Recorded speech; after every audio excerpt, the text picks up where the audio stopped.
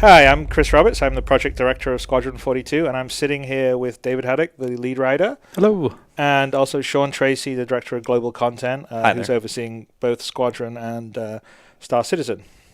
And we're here to talk about the Vertical Slice, which we just premiered a little earlier today on the holiday live stream. So here we are, opening up in Odin's system, and we're sort of establishing the scene and catching us up on the story. Dave, do you want to? Yeah. So basically, we're because we kind of dropped you in the middle of the story. We wanted to give you a little bit of context, just so you could kind of understand a bit of like what the conversations were happening, and what they were talking about and stuff like that. So yeah. So we're this is. Not at the very beginning of the game, but I would say it's sort of, I don't know, like beginning of the second act, maybe. Yeah, I think so. Or it's like, so you've already arrived on the Stanton. You've sort of bedded in. You've started to fly some missions. So the very first time you actually fly a mission is what we had with the IGN teaser, where Old Man says, "Who the hell are you?" Which is kind of fun because the whol game's about getting Mark Hamill or Old Man's approval, which is very cool. So here we are. We're waking up in the sort of sleeping quarters area of the Idris, and each of these cubicles, they've got their own little shutters, so you can get asleep. And we are kind of waking up, and we're one of the things to think and remember about what we're going for Squadron, and ultimately we'll do the same for Star Citizen, is we want everything to be very tactile, to be very sort of what you can wear or what you can carry is what you can do. So we don't want this sort of RPG infinite bag of holding. You can have all these items. So here we want you, if you're going to put on your BDUs from what you were sleeping in, you actually do it. You put on the flight suit later, the same thing. And here we are, and this is a more full version of the AI system that we've called Subsumption, that's running sort of the missions and the AI and the characters. You're seeing a lot more of their actions around here than say you would have seen maybe in what we've put in 3.0 in the PU. Yeah, and actually it even made the captures challenging because of all these AI doing very different things every time. It's not perfectly deterministic, so he's not always at the microwave actually getting himself something to eat. No, definitely. We've had captures where we were having conversations and we were not close enough in the conversation, so the AI cut in front of us like photobombed, which was it's quite funny actually. So we've had this whole. It's not implemented here, but we have on the list of things to do to sort of have some AI tech that sort of knows that you're talking to someone and walks around the back of you instead of finds the shortest path between the two of you. So we've woken up. We've gotten our BDUs. We're just right now. The idea was to sort of show a little bit of the Idris. We're actually not showing all of it. It's pretty massive. There was sort of the Idris special that showed a bit more of it because there's the med bay and there's a cargo room that we didn't go in that we just walked past. There's a missile room. There's a hold down. There's a hangar for the Argo below and the gravity generator below. So it's pretty good. Sir, if you're not too busy.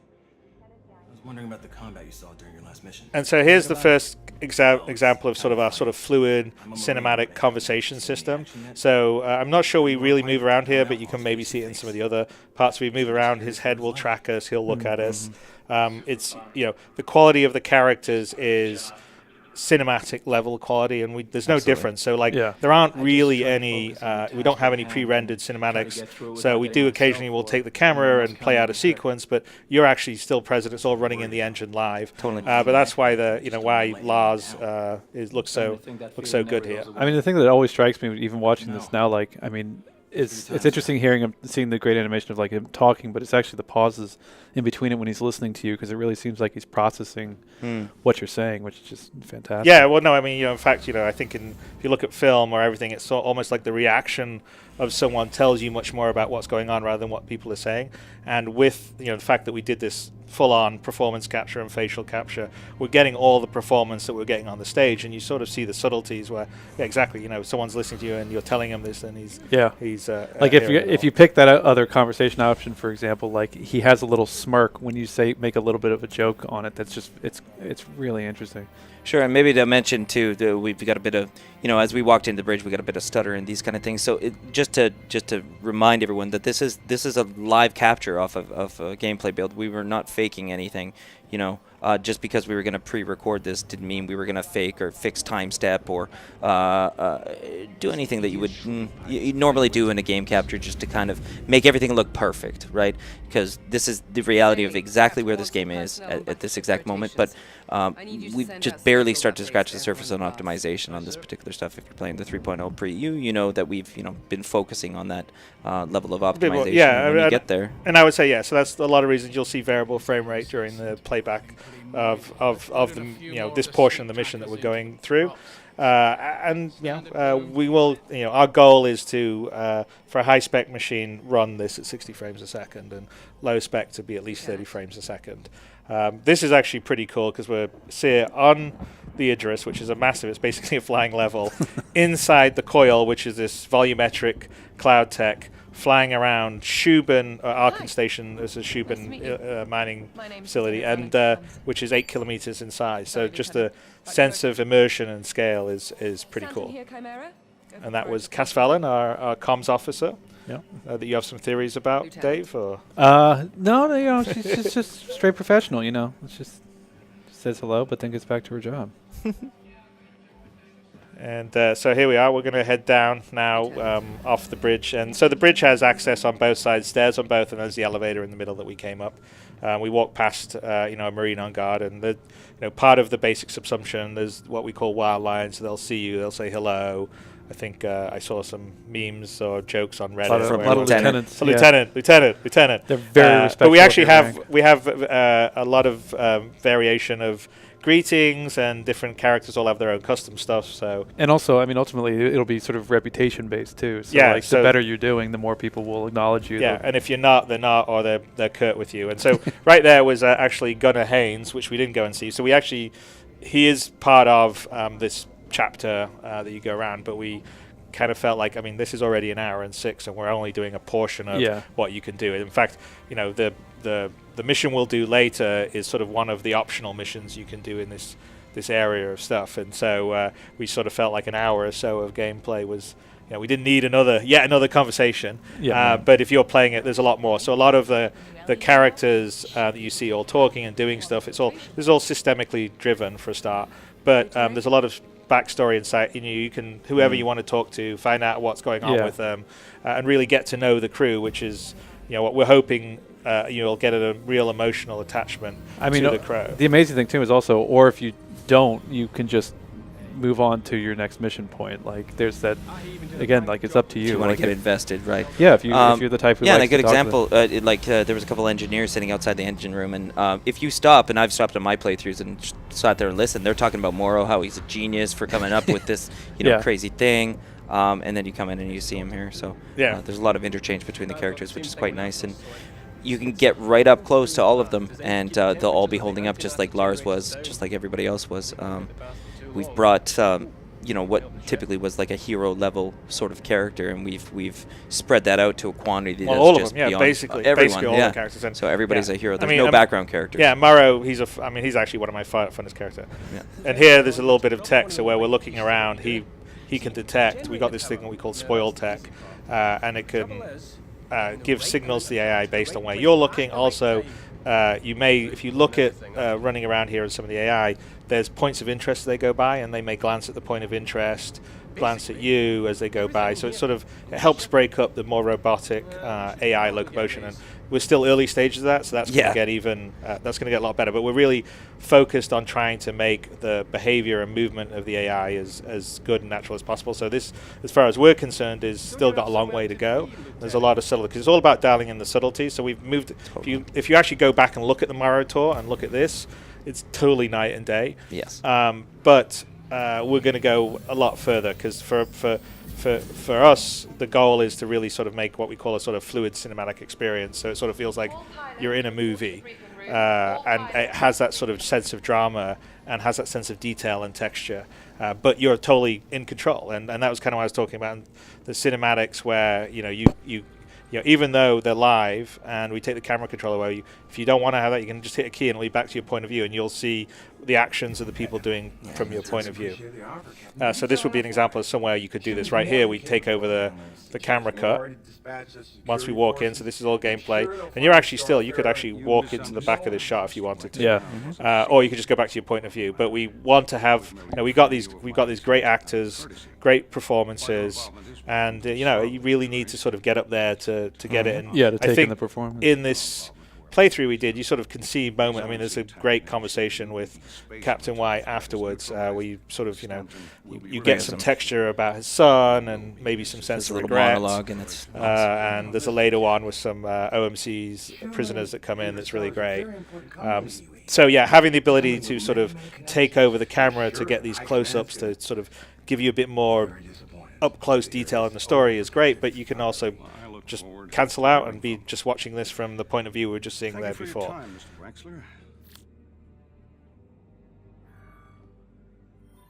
Well, you were right, Colton. That man is a complete ass. Yeah, the performances of the actors, it's such a different thing to have, these AAA actors in game instead of, a hand-animated guy that was voiced by somebody in the development studio. Do you know what I mean? It changes the game completely. Well, yeah, no, it's fun. I mean, it's fun, and also, we shot for over 100 days in London, over 15 in 2016. And got up and see now. If we stayed here and didn't do this, I do this on when I'm playing through because I think it's fun. There's about 3 or 4 prompts, and we always had fun shooting them because the actors would have to, basically it was like the player was like totally a troll when we shot it, because he had to be would you like a seat, and then there was like old man would say something, and then Why don't you sit Captain down? White would say something. So we have 3 or 4 of the encouragements that happen everywhere, but in the case of a fastest playthrough we didn't do that, but I do it because I always think it's kind of fun. As soon as you clear the coil, I want you to So, and this scene, without mentioning the RTT tech, would be, not complete. That has opened up so many different things that we can do. She's with actually briefings, down because on she's the flight actually down. down there. Yeah. That's like a live Skype call happening in the game right now, Right. which is super cool. And the same was for Wexler. Like Wexler's sitting there in his office in Schuben that we could see out the window. We're flying around. It was super cool.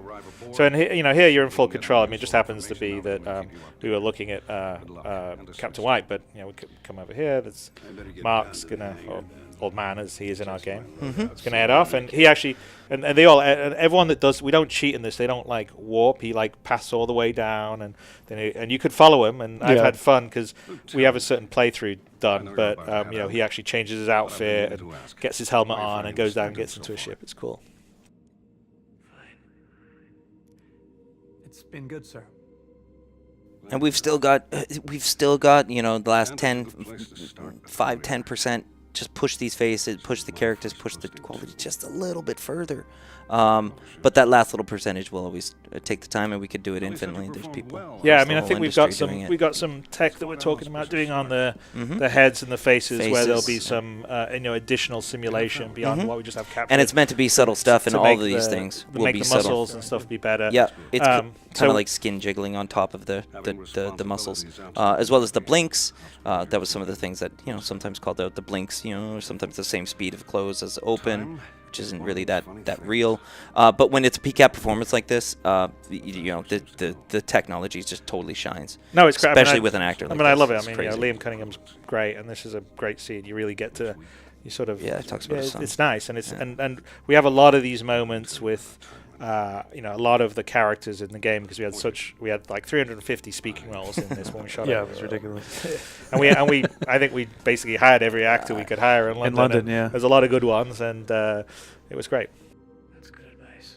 But yeah, again, I mean, this was another example, kind of like what I was saying with the Lars thing, like Sir, have you thought the about pauses this? of, While he listens to you. while he listens to it, while he's thinking, he gets lost in thought and stuff like that. It's just, they really did a great job with The it. facial animators love to solve those ones too. Yeah, and I love that because you can see it. Yeah, they're easier. You see that pause right there before he says, "I've kept you too long. You're dismissed, Lieutenant." Yeah. Yes. And you can sort of see him thinking it, and I think Subtle those little stuff. things. I mean, this is just a very tiny amount of what's in actual Squadron 42. And Yeah, I know yeah. when we were locking down all the performances and editing it without any of the scenes and without the rest of the stuff. The characters felt really alive, and I think it's going to be great. Again, this is the RTT tech being used. We got some color light balancing stuff to do. So a lot of the video comms that you'll see in this and the RTT is not going to be how it is in the final. I mean, our goal is, because that's rendered live. He's down in the flight control playing his lines, and you've got a camera there and it's playing it on you. But the goal is that the RTT looks just like it does when you're here wandering around in the photo. So we still got some dialing in to do, but a lot of this stuff sort of has come in recently, as people know, also in 3.0. So it's still pretty early days. And the importance of this was all the functionality. Everything needs to flow together, run together. Basically, anybody needs to be able to start this up and be able to play through, chapters. Well, I'm not going to say which ones they were, but the chapters that we're in. I'm looking for some new gear. What can I get for you? And this is Chakma. He's our sort of ship's weapons master Combat guy knife. who's going to hook you up with your guns. Yeah, and I love. I mean, this is another one of my goals here with this is I'm really, the tactile. I was saying about you put the clothes on, and I hate this. Like I just look at a screen and I pick my weapons or something, where it just feels very gamey. It just magically appears. And it magically appears. And so this is and actually in Star Citizen and some shops, I'd like to have this level too, where the shopkeeper will put things in front of you.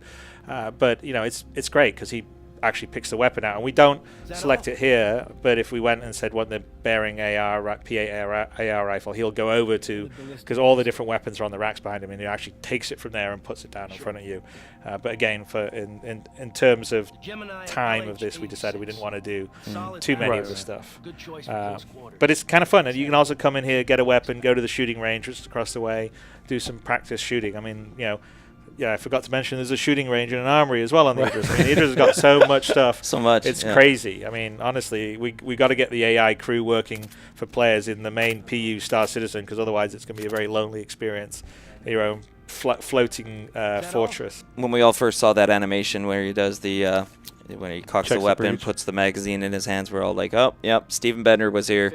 He definitely was the very, very and this flamboyant. This is kind of a fun movie reference, and it's actually an Easter egg, and really the Easter egg, well, I'm not going to tell you how you get it, because it will not be an option from the beginning when you actually play the proper game. But we thought we'd put it in here for fun to say that. Yeah, it was kind of too much to resist if you're walking up to a gun guy and asking him for weapons. Yeah, exactly. Throw in. And by the way, there's quite a few fun Easter eggs in Squadron that we're not going to talk about, and I'll be looking forward to seeing everyone discover within, I don't know, the first day or so it gets released. Yeah, there's one in particular that I have a feeling you were thinking about that I'm dying to know if anyone discovers it, because it's going to be awesome if they do. Yeah, no, I'm sure they will. This is today's gaming, and it's true. Everyone shares everything online, but we had some fun with it. So let's say we all have similar movie tastes and made some nods to it. Yeah, we've all got similar sense of humor on all this stuff too. One of the things when you're walking across that walkway, like those, there's windows that are down to the hangar. You can see all the deck crew and everybody moving around the ships, getting them ready. I quite like the additions to the windows and everything here. Here's Belosa. Yeah, infamous Mop Man. Best thing about everyone being at battle stations. He's a bit more than he seems, isn't he? Yes, yeah, exactly. Well, I mean, also in the mopping is a bit more than it seems. Well, I mean, in fact, we don't have the mop tech working fully yet. But, but he is going to pick up the subsumption stuff is he can pick up his bucket, go around and actually clean up puddles and stuff. Yeah. And that's all like kind of procedural. So that's almost done here, kid. Just a few last it'd be cool. It just makes the place more alive. Yeah, totally. We've had a skirmish with the OMC, and you've seen how they fly. So again, just little bits that jump out at me while we watch this. Right, we're going to improve some of the hair. We're going to improve some eye convergence, definitely in these. And there was an animation hitching there. I mean, a lot of this stuff we've gotten the stuff in because it's sort of the proof of concept vertical slice, but a lot of the dialing in, the subtleties of it, we haven't had the time to do yet. Of course, we will be doing. And here, I mean, we know what's happening, so on the playthrough, we're kind of waiting for the Argo to come in, but that's all happening live in the game, and then we're taking over and if you went back to your point of view, you would see this playing out from the point of view up where you were in the sort of ready room. For me, this is one of the best examples of why having all the faces at the level that we have, all the characters at the level we have, all the performances at the level we have really, really makes a difference to the game. Because this is you get real invested in this cutscene. You can see some subtle emotions that are really, really hard to communicate from a game character. For example, being in charge but scared at the same time. Yeah. So you can see these guys are hauling these guys out. The first, it's pretty easy, and then they start to get a little bit nervous and these kind of things. But yeah, I mean, again, You can even see it on their faces. Like Yeah. to be able to read a face like that is a tricky thing in most games. No, I've never been in one of these. It's nice. Not as nice as a Bengal, but nice. Move it. Oh, come on, clear out. Yeah, it was actually fun to shoot this on the day. Wasn't Oh, it, yeah. Dave? Yeah. OMC's gonna have to teach you screw tops some manners. Are you looking to start trouble? Yeah, maybe a couple eye darts in there, and that would be good. It's close. It's so close. and he actually popped around a bunch. great He actor. appeared as a bunch of different characters. Yeah, he's a great theatre actor in, Yeah. in the UK, and we have some other fun smaller And then roles here that he comes had. the big guy. We got to make the Argo kind of come up, just yeah. a tiny bit. Well, he's big in real life too. So. Yeah. Yeah, Ain't like we're gonna be maybe here long. 6'6" or something. Ain't like they're gonna be here long either. What the hell are you all going on about? It's very simple. We're OMC. And OMC belongs to Sato Khan. And Sato Khan doesn't like people messing with his things, you got me? Sato Khan? Is that your boss? Are we supposed to be scared of him or something? Yeah. Neuer, run up to the holding cells. Make sure everything's ready for us. I don't want to move them through the ship until we have... See again, it's just the Yeah. subtle emotion, right? Aye, sir. You don't usually get that. For you three. Well, yeah, I mean that's when you've got the performance capture. Yeah. You know the actors can play and they can do this Running stuff. together. You need good actors because Absolutely. they're sitting there in grey suits with camera rigs on their heads. So they got to Yeah. pretend they're Holding on a stature. spaceship and coming out. But if you have good ones, then you can really get the subtlety that you got with that, which is great. And that's all the way through, which is, I think that's what's going to make it different to what you've seen before. Now, and also, by the way, if I decided I didn't really want to see that scene play out and I just came out of my point of view, old man, while that was happening, went and pathed to his locker, opened the locker, put his flight suit on, and then headed off down to the flight deck and gotten into his Gladius at the front. And you could see that. You could just say, I don't want this thing's happening over here, I'm not interested in that, and turn around and do that. And I actually did it on a couple of playthroughs just for the fun of it. But yeah, it's cool. So again, this is tactile. You pick up, you hold the helmet. It's a bit janky. Some of our pick-up, take-up stuff still needs quite a lot of work. Even if you guys are playing 3.0, you see that. There's a couple of the Marines heading off to the brig. And the engineer, engineers never in a rush. Yeah, they fix things on their own time. Exactly. Yeah. That might have been Tannen, I think. Those He was Marines, though, definitely they were running for it. on a break. Yeah.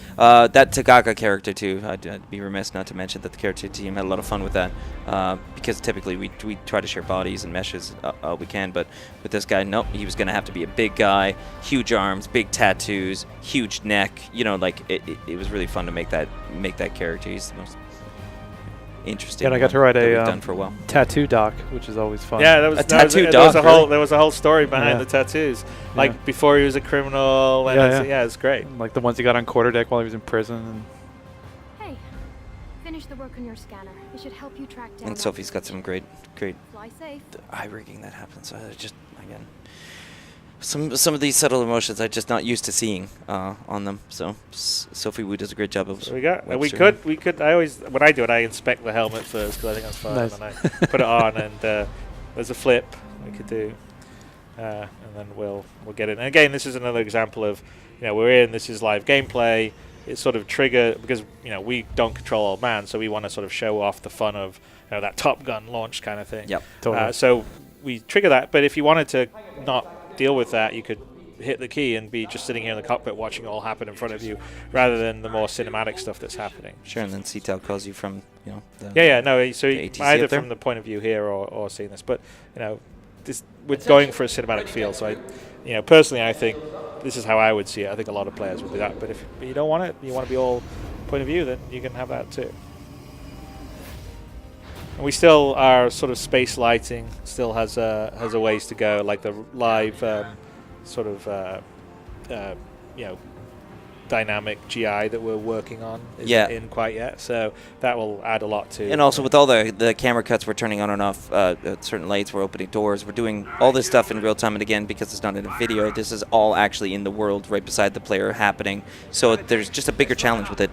And it's why you see the frame rate drop a little bit, because there's a lot more stuff getting drawn here. And you're also seeing some things like landing you gear saw some flickering. jittering on the landing gear because it's all physicalized, and there's sort of there was some conflict between the animation and the actual physics simulation, which is all stuff we'll dial in and won't be there in the final one. But it's still early stages, so It's also worth throwing out that, I mean, the level of detail on the flight deck crew. I mean, that whole handoff thing is, I mean, that's all like, that's legit. another Stephen Better specialist. Well, I think he got hold of he got hold of some proper carrier deck crew, and they sort of worked out what different people would do in this sort of situation, because it's slightly different for this than you would be on on an aircraft carrier, because we're not really have a catapult launch, but we kind of have it for fun, and luckily you don't need this many people to launch your ship in the persistent universe. But so it was a little bit dark in this capture here, but they were doing actual semaphore that would be for on the I think the thing was that we just put in a change in the lighting state for the launch,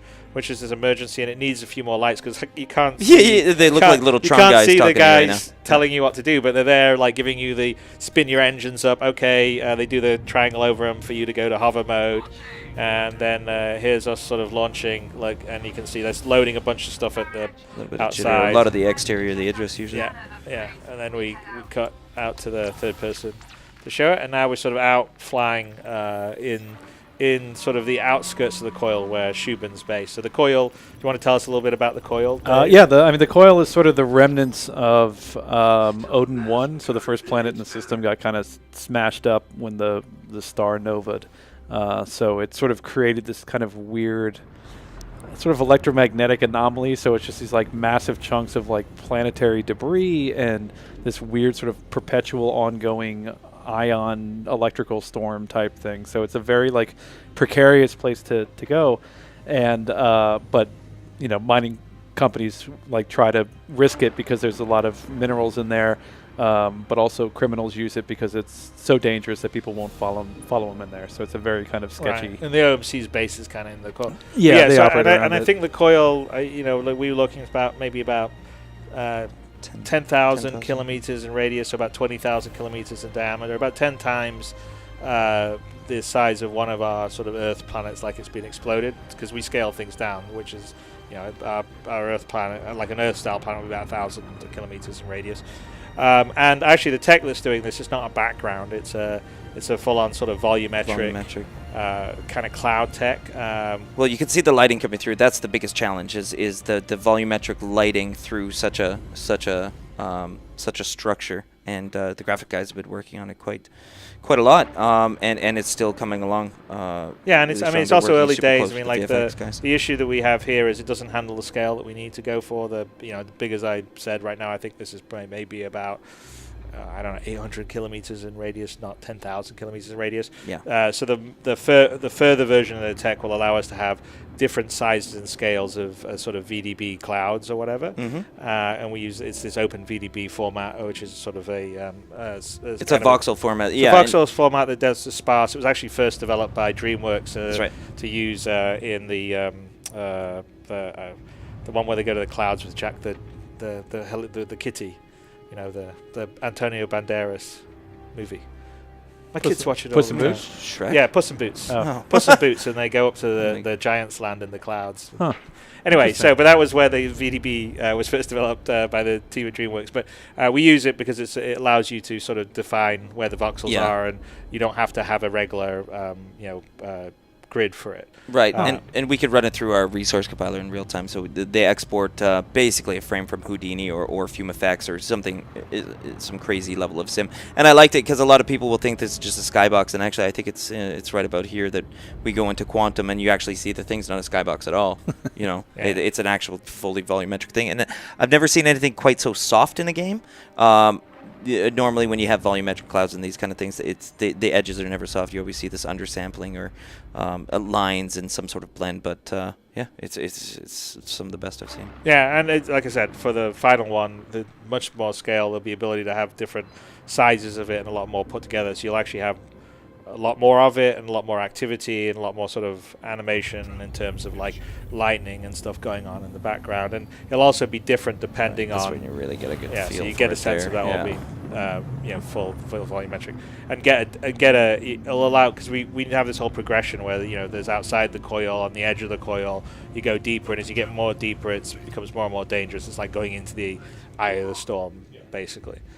And then one thing I just call out is some of our UI is and our HUD stuff. It's all very early. We rolled out a little bit here for the 3.0 stuff, but it's all a bit clunky. It's going to get better because if I was criticizing this portion of it, it would be mostly about kind of the feel in the cockpit. How easy it is to navigate, use your different devices. So that's all something that we have to spend a fair amount of time dialing in for Star Citizen, but also for Squadron, and there'll be a big focus this coming year actually to really sort of dial in the feel of being in the cockpit and flying it, because we've been adding so many features for Star Citizen itself that we have a lot of the sort of subtleties of the feel side of things have been neglected, but it's now, as a lot of the features are in place to allow us to do this sort of stuff, we've got to get back to making that aspect of it work well, and that would include like the traversal here. So like you add to your sort of first navigation point, like a nav point, like a wing commander, and then the next one to go towards the Starfarer, and you should see that sort of animate in as your nav point. Once you get to it and that you've got there, it would say, okay, now here's the next one, and here is actually kind of fun. This is a Nathan Dearsley special. Oh yeah. No, because he's like, I really want to make the traversal to arrive at the Starfarer wreck kind of interesting, and how about these two huge massive asteroids that are interesting, kind of close to each other that you have to fly between, which is what we're doing here. Yeah, and I think you're totally right on the situational awareness for the players, kind of the big thing that we'll continue to work on, and it's not exactly the hardest thing either. It can easily take a backseat as you're developing features, tech, figuring out ways to put this in, figuring out ways just to get this stuff working, and then from there you make it feel a little better, make it play a little more fun, give the player the information to make those decisions. I feel like this year we spent a huge amount of time just rolling out a lot of tech and features and trying to get them basically working in a basic sense. And this coming year there'll be more features and tech, but also there needs to be a lot more polish for what we're doing in Squadron, definitely, because we're trying to obviously want to get this in people's hands, but also for Star Citizen itself. And again, here's another example of a sort of cutaway to establish the scene, so you can come up and see the reclaimer and who's piloting it. It's a little dark here, but the actual idea is you come up and then sort of the camera, as you see it, the camera takes over to give you more of a close-up. So this still would need a lot more dialing in for the final the game, but it's kind of nice. And again, if you looked over at Mark Hamill or Gary Oldman in his ship, you would see him talking, and you go up and you went to the window, she's talking as well as being on the RTT. So they're actually live. Yeah, they're actually there. Like that's what always blows my mind with these things, because so often that's been video or like, and again, I can't really think of another game that's actually projecting a volume from one place into the other, like onto a screen like this. And even her performance is quite good. Again, and she was not even like a top tier sort of character that we had to do. This was this is kind of a side quest, a side mission. Yeah, she's and also that's not even her face too. Like, no, that's right. That's actually that's a combination of a couple NPC faces plus one of our HR director's geometry. No, we actually there was actually, I can't forget the name of the actress, but she was really good. But I don't think we scanned her. Was the only, I think it was okay. But I think the thing is, we have quite a lot of heads and faces that we scan, but we haven't processed them all yet. So a lot of time, like you'll see it in terms of some of our slavers, or say Donna Atar here, we kind of put an NPC head in while we're waiting to have the head finished or built out. But like, so for instance, when the OMC Prisoners came out, those three guys, those were the actual actors that we had, and you can really sort of see it. And we just have so many. I think there was in terms of scanned heads, there was way over 100 scanned heads, Yeah. and we still got a lot to Plus, finish we off. might even scan for It's more. more the sort of secondary characters now, because all the main characters and even obviously all the A-list cast is there, but then also the B kind of characters are mostly there. And now it's the smaller parts like the pilot of the Reclaimer that you come across and stuff like that.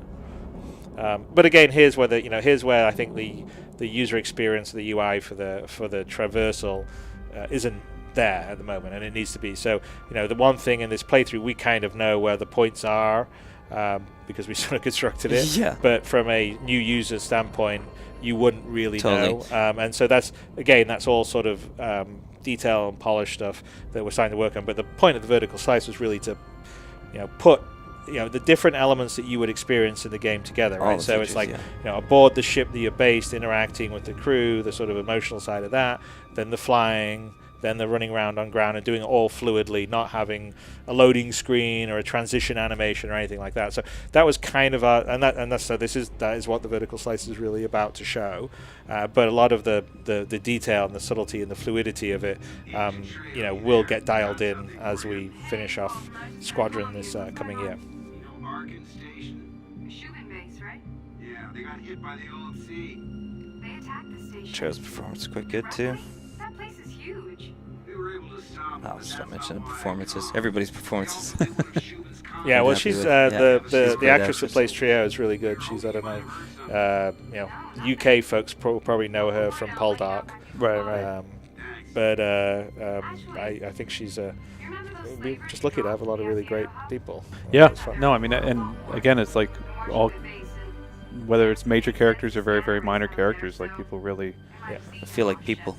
Huh? One of the other things too is this is about halfway through the game, if I'm not mistaken, or so. Oh, you mean in the story-wise? Yeah. No, and it's not halfway through the game. Or It's before that. It's probably just about a bit before third. About a third. Yeah. So just to mention that that's why there's really no player hand holding at this point, right? You've already gone through your learning how to use the nav map, learning how to do things. So that's generally why there's not a ton of that either.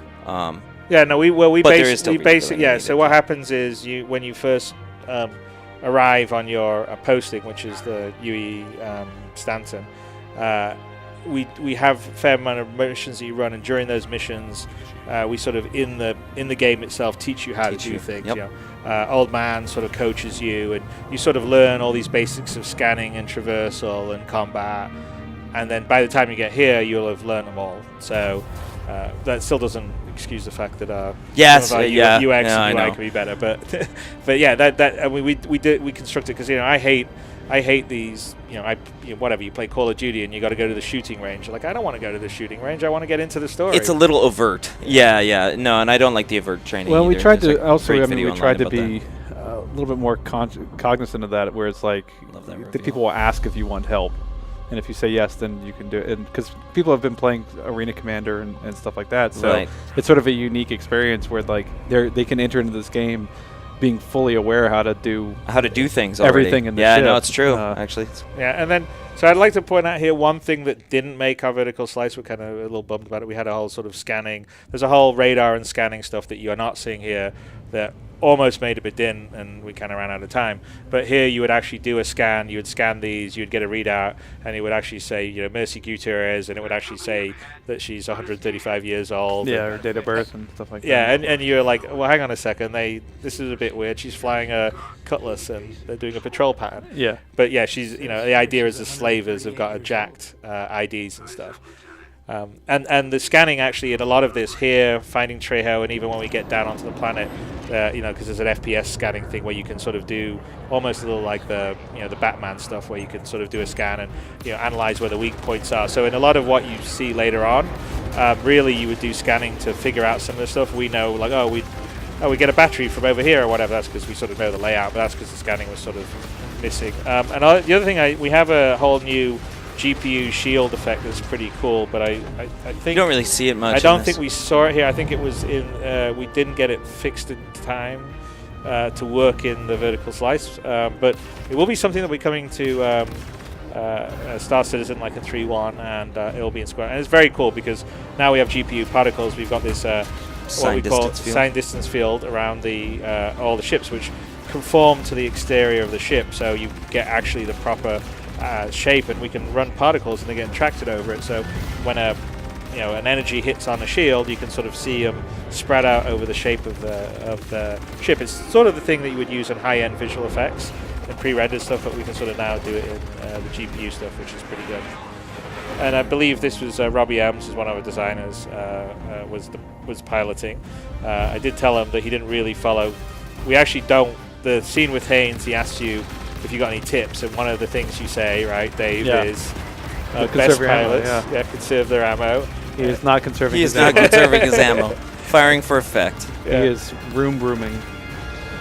And again, this is like I said. I feel like one of the big focuses anyway. I'm going to push on is the sort of feel of space combat and also the ground combat that's coming as we're trying to polish off Squadron, and that'll come across obviously into Star Citizen, because I sort of feel like a lot of that we still need to dial that in properly, because we've been so busy putting features in, procedural planets, all this stuff, which by the way you see a procedural planet right here, that we haven't had time to really get the basics back up to how I would like them, but now's the time to do it. So that will be coming down the road, and I'm kind of looking forward to that, because I think having a really good feeling combat, whether you're flying around or on ground, then with a sort of story and this kind of environmental design, which is Nathan Dearsley, we sort of just reorganized our kind of team structure, so Nathan has now become the art director for our overall Squadron, in charge of the ships, the environments, everything in it.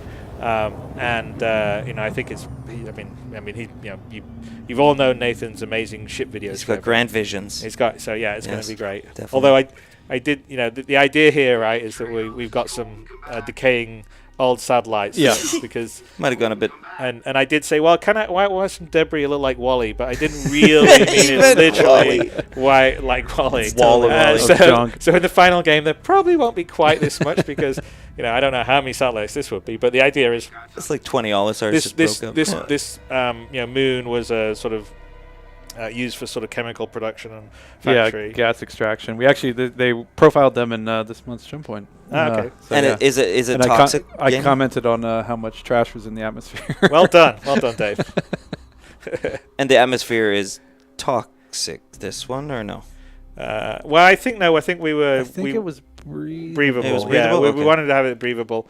We also like to see people's faces. It's much better. That's true. Yeah. So here would be the actual gameplay here. We're actually going straight to where Trejo is, but the gameplay is you sort of arrive and you'd find the slaver ships, spoofing as someone else, that then they attack you.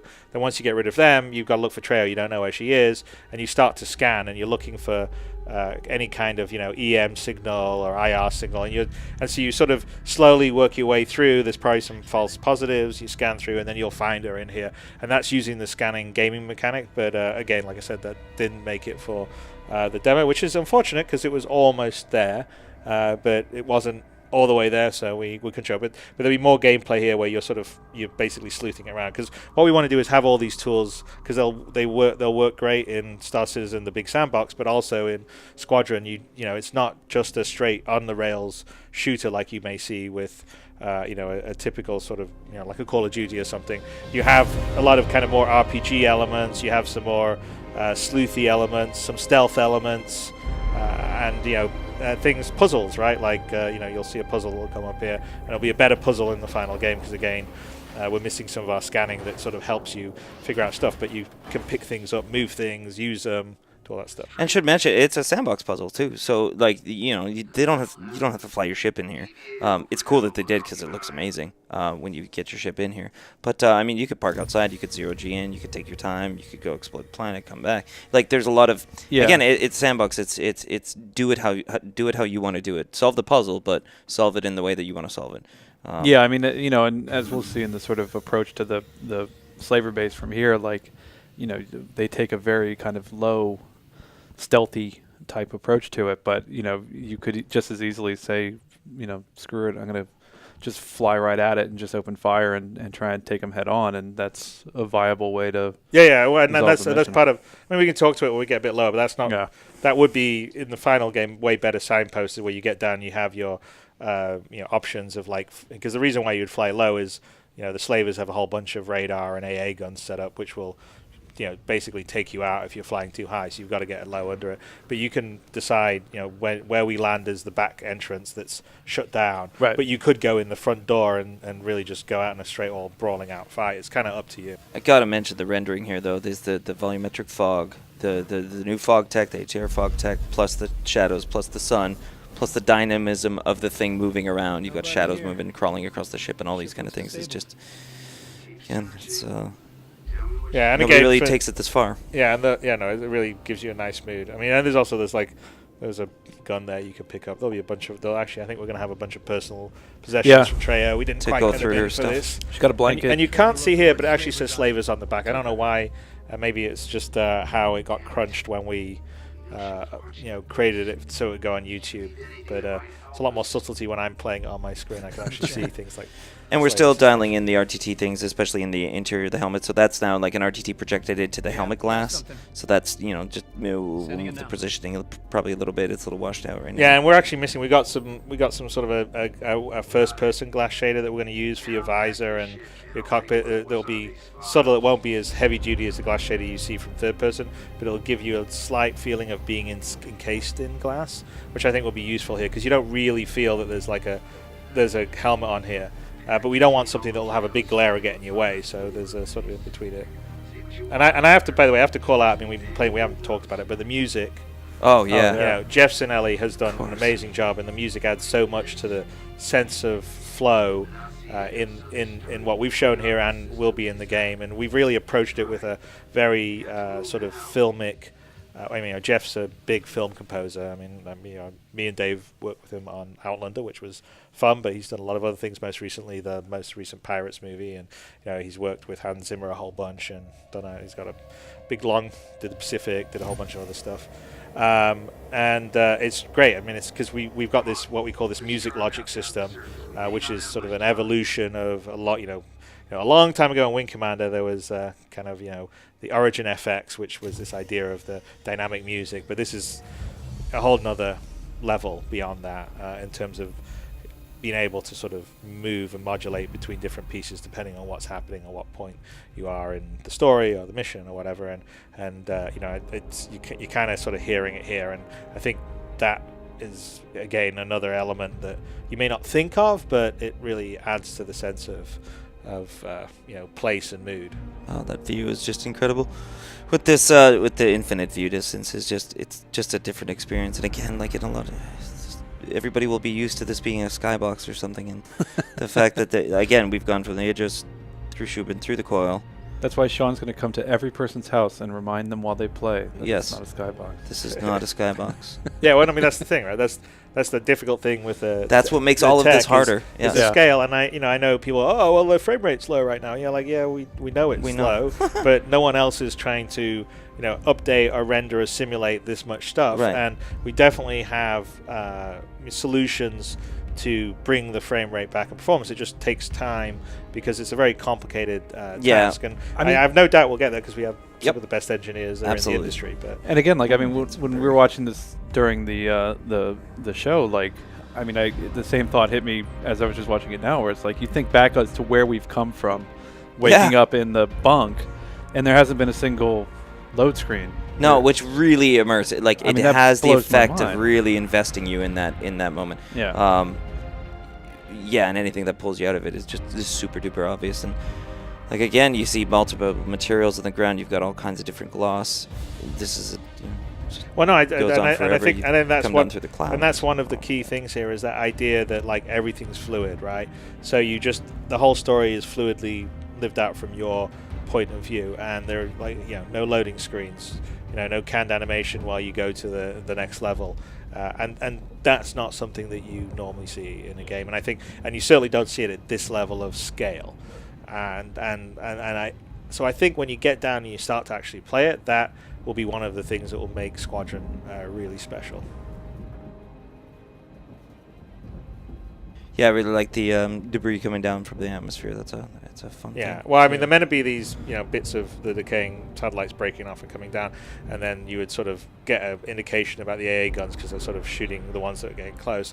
And then here, like again, our sort of radar and contacts thing isn't happening. But if you got closer, you would sort of see the indication, a signal of the AA guns, and the fact that you could potentially getting in radar range, and then see that's why you would want to duck down low. So this is sort of almost the idea with it in the final implementation is it's almost like a stealth approach, like your Solid Snake or someone doing. Yeah, but you're trying to keep low and keep out of the sight, get out of the radar. And if you get up too high, suddenly you'd feel the radar pulse against you, and if you're too long, it'll detect you. So then you got to drop down. Totally in line with what you were saying before, which is just the readability of the player. Like for example, I'm sure people watch this and go, "Well, why the heck is this guy flying this low? This is kind of a dangerous approach to make." But yeah, it's a dangerous approach because it's under the radar, like literally under the radar.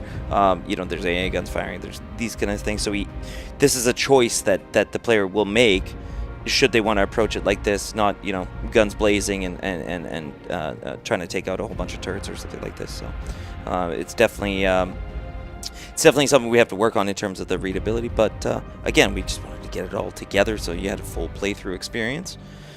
And then it's a matter of us playing these a bunch of times and going, oh, actually, yeah, we need to tell that a little better, or we need to inform the player a tiny bit more. Look this direction, move this direction. Yeah. Well, I mean that's what I was saying. Like they sort of, the sun the HUD read and all the rest of the stuff in terms of like your traversal and where you're going, or whether you're getting a radar signal or like you're getting scanned or anything. Yeah. We would sort of need that. But yeah, I love this. I mean, this stuff. Where he's following the pipes. Well, and also just the feel, right? The clouds, definitely. the sun in the background, and here's sort of a cutaway where we're cutting away to show. And this is why you're flying under the radar, exactly. Yeah, exactly. And if you actually went up, they would be shooting at you and stuff like that. So, and it is a sandbox, right? So you could try to risk it. Yeah, sure. Yeah. You can make it. But that's like it's a still from a movie or something. It's fantastic.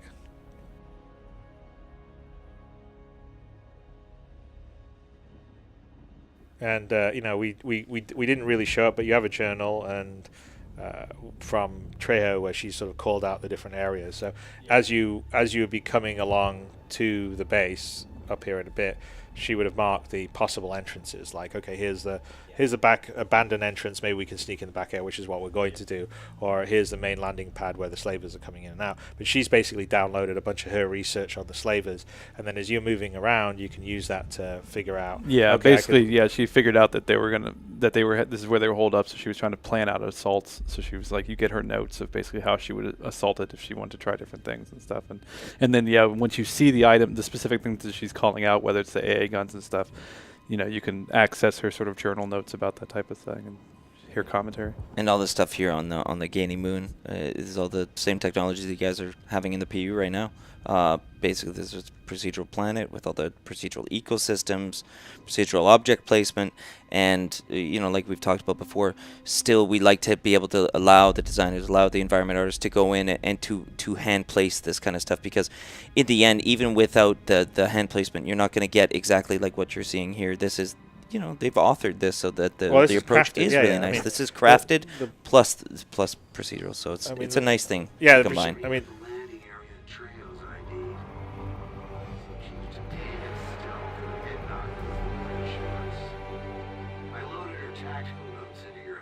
So that's when he mentions them. And then on your HUD it would actually signal, and so some of that kind of detail. I mean, as you guys that follow 3.0, the UI has been one of the things that have been sort of holding us up. So we're still behind on some of the UI that we would dial in here. But again, that would be sort of indicating where you would land and stuff like that. And then the other thing I think we've talked about is we're going to be dialing in more of the atmospheric flight model, because that's not fully all there. We've got plans for it this coming year, and again, that would make that more interesting and challenging coming down here in the low areas, dealing with a little bit of flight, bucking around, some turbulent. And I think our plan is to make this a fairly stormy planet longer term. So we got some weather tech that's going to come online down the road that would also be, almost think of kind of the approach in for Aliens when they were coming in. Yeah, the LV Hadley's Hope. Some really nice VFX work there from the VFX team. The smoke particles are really nice and volumetric. So this is sort of like the shut off back door. There is an access, but maybe there's a way we can sneak in. Shields offline. Weapon systems offline. And by the way, we're not really using it. The personal inner thought allows you to exit your seat now, which is how you would access emotes and various things that you wouldn't normally see to interact. It's more a thought, like, oh, I want to leave the seat, or I want to salute to this person. That's kind of the personal inner thought mode, which you access by hitting F, and you click on the little circle icon, and it brings up a whole menu, radial menu for you. Yeah, I like something you had said about it before, which was just not remembering all that shortcuts. Because I forget the shortcuts. Actually, honestly, sometimes we change them so often that I can't keep track. So sometimes I just look down, and because the inner thought's there now, it actually makes it a lot easier. Yeah, well, if I don't remember. But I mean, the long-term goal that I have is, you should be able, like, say, if you're using keyboard mouse, you should be able to play all from keyboard mouse. Turn on, couple mode or decouple mode, or turn your headlights on when you're in the cockpit by clicking on the buttons. Or you shouldn't have to know all the hotkeys, but if you do know the hotkeys, you'll be, quicker. So it's sort of like, I don't know, an RTS. You're playing StarCraft. If you know the hotkeys, you can just do a lot more stuff quicker, but you don't need to know. You could just use your mouse to click on things and icons, and it would be fine. And so that's the goal here. So you should, simple with a mouse and keyboard or a gamepad or a joystick. You should be able to do most of the stuff, and if you learn the hotkeys, you now don't need to actually physically interact with some of the stuff. You can just sort of shortcut to holster your weapon, or drop something or something like that. Yeah, and this is one of our more, I guess, your typical power puzzle where you've got to get a battery into this. Well, I think the final one that was meant to happen here is it's actually got a burnt-out battery. So you get into it, you see the battery's burnt out, you need to find a fresh one. You would also have your tactical visor that would tell you that there was weak points you could use your paw on. We didn't really introduce the paw here, we just pulled it out. But in the gameplay, the idea was that you would find the paw and then you would be able to use it. Here's a manual override, which is going to be a feature on most of our automatic doors. So if you cut the power to a space station or something, you can lock all the doors down, and then they have manual overrides. You can open them manually like that. So it's another way to potentially mess with people or breach or whatever. We manually override it to get out of that room, and now we've got to find a battery. Sure, you can probably get AI stuck up or something like that if you're ever gonna.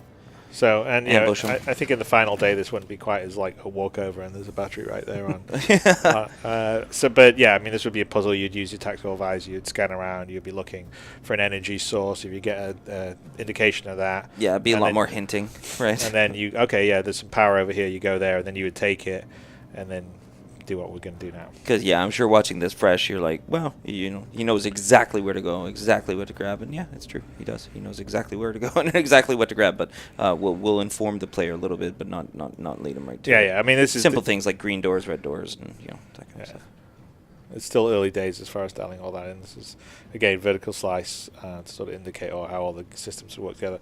But yeah, so this is the idea. I mean, the idea is it's not always flying and shooting things or running around on foot and shooting things. Sometimes you have to do puzzles. So the puzzle here was to figure out how to get the power back on.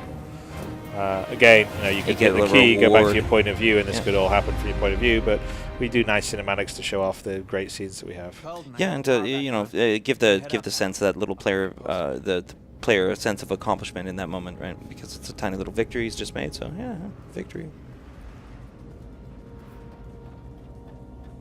And the other thing that we don't have in at the moment is the plan is to have a sort of kind of 3D visor map. So in areas, as long as you get the schematics of the download, which in the case of Trejo you would get it, so you could sort of see where you were generally in the area. So it's kind of like a local 3D map, and that would the radar's not actually going to be really in the middle down there. I think we're going to put it on the top right, and the radar would actually switch from this circular thing to this kind of to the 3D sort of one. Wireframe schematic of where you are, and you would see a pulse of you, and if there was people near making noises, you would see pulses of them. So if anybody's played Zelda Breath of the Wild, in those Divine Beasts, you have this kind of 3D mapping, and that's exactly what we're looking at. It's make it a lot easier to navigate things like the address and these kind of things without getting lost. Yeah, well, because the address, I mean, I know it because I've done it so many times. Yeah, but when you're first on it, it's so big, you totally get lost.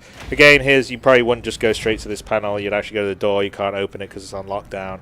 And we're actually going to put a shawl over that, I think, a cloth, and then you have to pull it off, and then you would, go out and turn, interact with the UI there and turn off the map, the lockdown mode.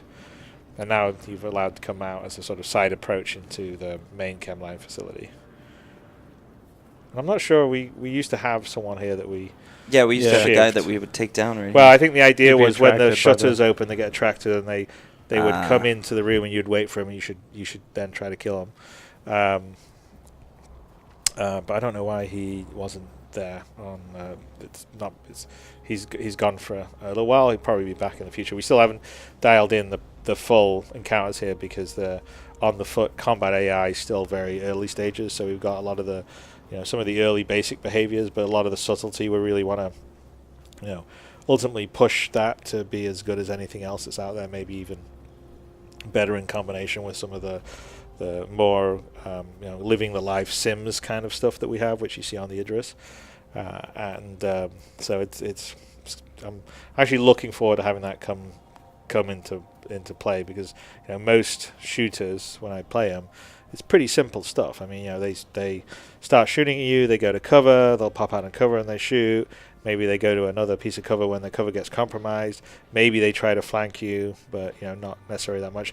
But having them working in concert and being a bit more tactical, and also hey, someone should run away if you've killed 5 of their buddies. Maybe one of them was like, hell, I'm getting the hell out of here. Yeah, that drives me nuts in games and in movies where They're it's like very committed to their job. I mean, you watch John Wick and you go, why does that guy think it's going to go any different for him than the other 50 people John Wick just went through?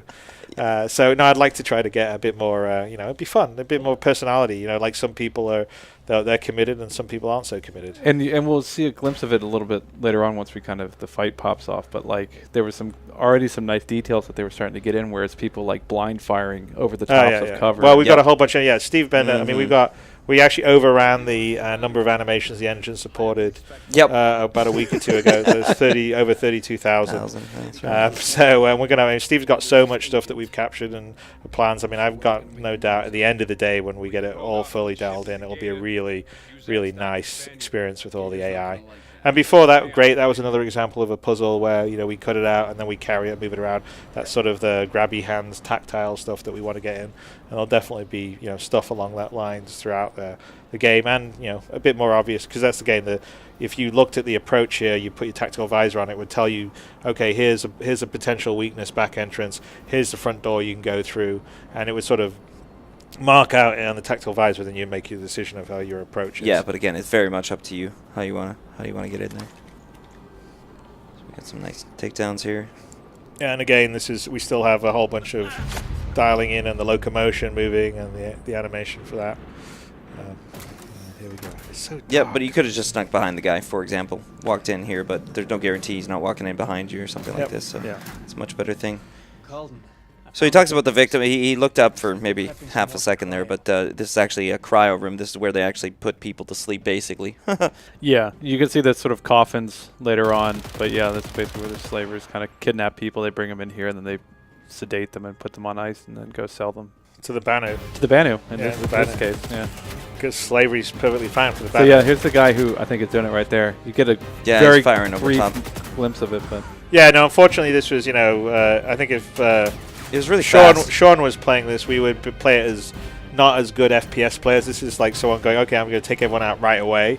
But we would probably spend a bit more time showing off the various. Sure, yeah, he's playing it like he's playing bullet competitively. rain, blind fire. Yeah, exactly. He's not dolphin diving or anything yet, but I'm sure he'll get there. Bunny hoppins.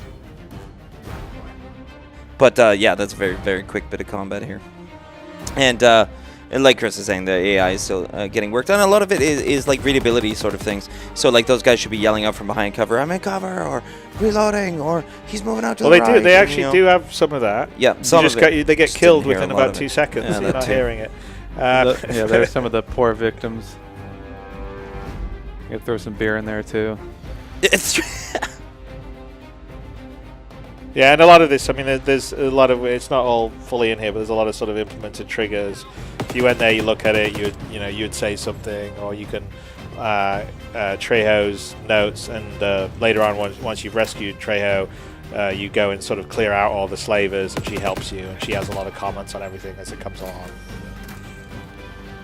So this is showing off another sort of traverse approach, Yeah, where he was in combat. He went into one of these closets and then saw there was a vent down there that he could jump down. And if you've got too many AI guys coming at you or something like that. Yeah, well, that's kind of. I mean, that's in this particular case, there was several levels of reinforcement. Yeah, coming in. And we decided to get back into stealth, go out of eyesight, and move around.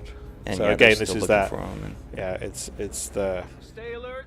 You're here somewhere. kind of Solid Snake aspect of Yeah, things. very. And the environment team, man, spared no expense down here. This Yeah. is just It was dirty. phenomenal work.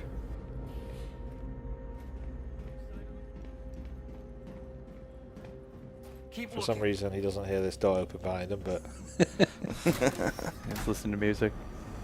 yeah, for the purpose of our demo, he doesn't listen to the door open behind him. But in the final game, he definitely would be going, huh, what's that? There's a whole bunch of, like the kind of, again, like I said, the kind of Solid Snakey style. Oh, there's something over there, isn't it? Yeah. And we want to have a fair amount of stealth and tactical aspects to it. And here, I can't remember if you can see quite there, but that actually is a mirror, and you can see us in the mirror. And here's Trejo. A little worse for wear. Yeah, Eleanor Tomlinson is the actress, and she's great, and she's actually a fun role. There's a bunch of stuff with her before, in the story. So because she's the advocacy agent in charge of the Odin system, and you go to see her on Fortune's Cross when you first get into the system, and she gives you some leads on various. Yeah, folks. she's sort of. You guys have a bit of a contentious relationship. I'd like to note for any prospective game directors too. That's a horrible pose to make a game character do. It's so hard to do that one right. We had to work on that a lot, get rid of the chicken wings under the arms and all this kind of stuff. But it was fun to try note not to that, hang them up. I did notice everyone in the chat said "say no." Say no. I was just about to say that. Say Yeah, no. they were being very stingy about their meds. You guys, Trejo's a good girl. She's She needs help, guys. Nah, she's a badass too. Oh yeah, she wrecks dudes. I found Trejo. We're on the move. Good work. And again, this is using that sort of cinematic cutaway, but you could be in your point of view and you'd still see her all doing all this sort of stuff. But we'd much rather movie moments. We'd like to get some of those in. Yeah. Keep moving. I'll contact medical teams and her people to move in when secure. Understood. And Lieutenant, make sure Trejo understands this is your op. She goes off again like There's a what happened backstory to that. Yeah, there's a little. Oh, looks like this is your And show. that last Lieutenant. bit of facial animation still was never done. Yeah, we got to get that. And there you fix go. that tongue up So shots or that broken was lips, yeah. the Squadron 42 vertical slice from the holiday live stream.